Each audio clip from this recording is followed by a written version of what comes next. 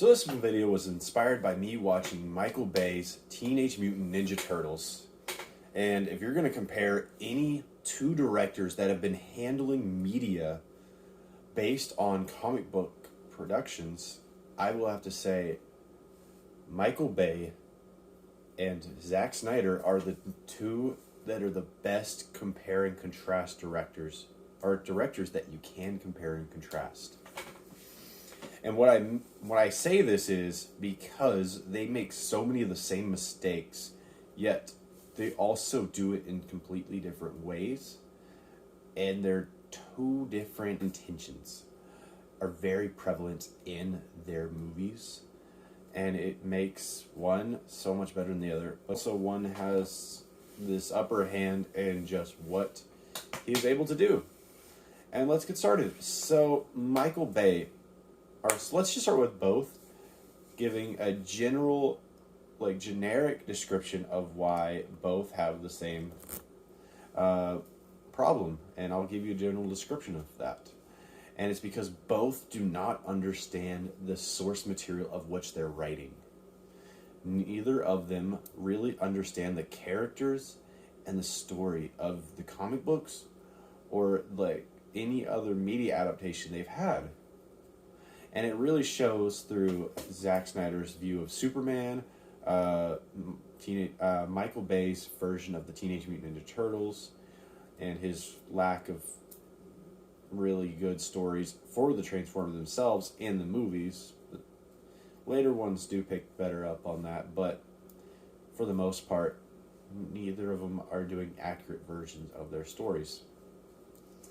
And one reason Michael Bay's tends to score better with audiences, from my opinion, is because it uses the same humor and action, that mindless turn your brain off action and comedy that you see in a lot of his other movies, and people can just do the same thing they do for an MCU movie. It's like, oh, that's funny, cool fight scene, all right, bye. That's it. But also, his Teenage Mutant Ninja Turtles was absolutely horrendous, and his character designs are god-awful. I can't stand them.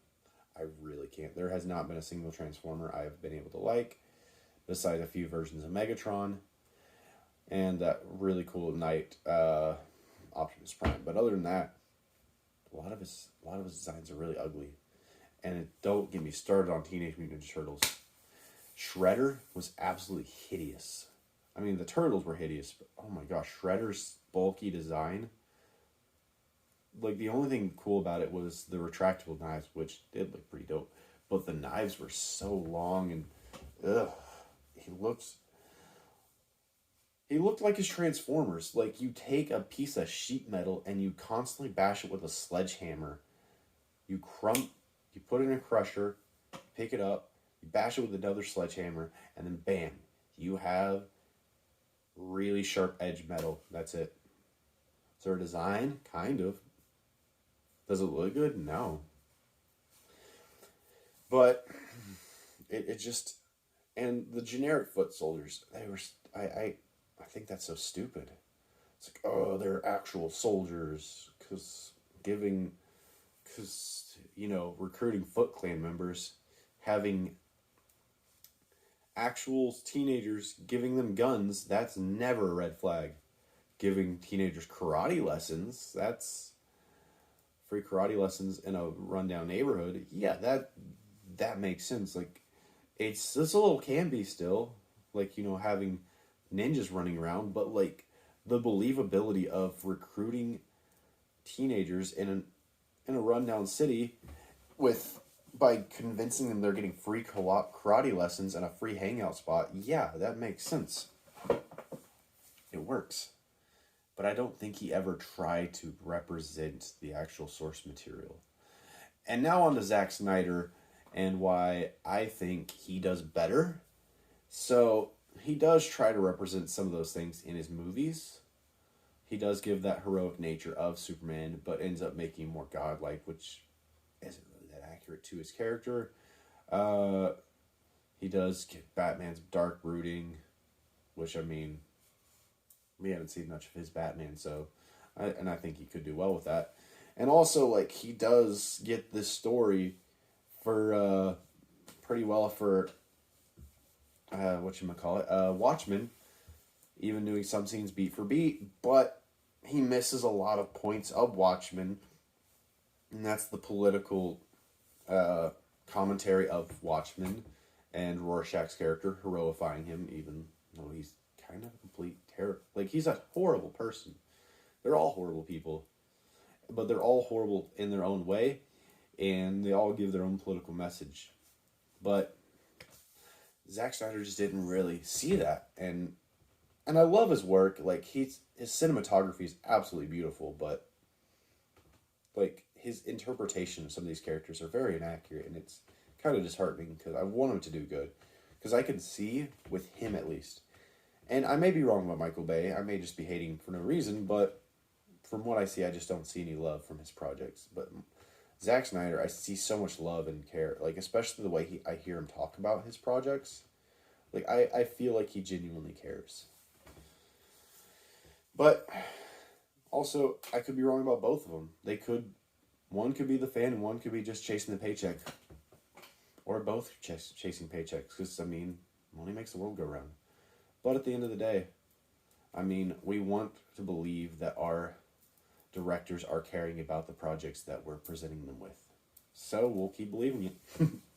But Zack Snyder's imagery is absolutely beautiful. And Man of Steel is a very simple written story, but it is so well told through emotion and the cinematography. I know I keep saying that word a lot, but I mean, it's his biggest trait, man. And like the scene with Zod, that is such a great example of use of cinematography to convey emotions. The score, the lighting, the camera angles, the way how he snaps Zod's neck and he just breaks down. It was such a beautifully played scene. And yeah, that's not something Superman would typically do, but it works in his version. And I will say, I don't want to see that version that often. It worked well in that. I liked Man of Steel. I know that's an unpopular opinion, but I really enjoyed Man of Steel, and I think he did a good job, and what he did was good. But I don't think I don't also want to encourage that, because we don't need a lot of dark Superman, because a lot of people are pushing for edgy and evil Superman, and it's the worst versions of him almost every time, with like very few examples of it working. But Injustice, comics, movies, games, the story has almost always been trash, especially for Superman. Besides Injustice gameplay, because that is absolutely phenomenal. Omni-Man works, but the only thing he really carries is the archetype. Like, he was never meant to be Superman, and like the story of like finally turning around in the comics, it works. It really does. And also, Homelander is more of a political statement rather than a state like trying to be Superman itself or saying how Superman would act.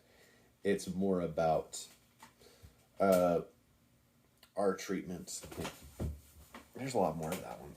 I think it's... Maybe I was not prepared to talk about the boys, but Homelander works as a good villain. I think he never will be as interesting as an actual Superman, but he's still an interesting character. And I think that works for him. Because if he was just a generic evil Superman, it would be pretty boring. But the fact that there's so much behind his character, it keeps him from just being another terrible Superman clone. But Irredeemable, there is a generic Superman clone that was pretty boring. Pretty boring universe, honestly, too. But back on track, Zack Snyder, Superman. It was fun. So if I had to say anything positive about Michael Bay,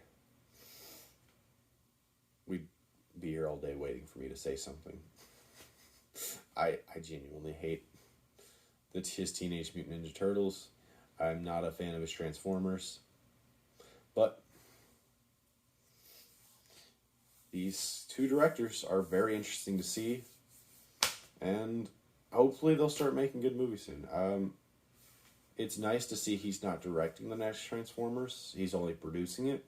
So that'll be interesting to see. And in the next Transformers, we're actually getting accurate depictions of these characters like we got in Bumblebee, which I still need to see. I do plan on watching it, but I've heard it's good. And I'm really excited about Rise of the Beasts. And we'll see where he takes that. And it's also, I gotta say, it's really sad to see Zack Snyder out of the Justice League and the DC Universe. But hopefully he can find his footing. I know there's a lot of controversy behind that.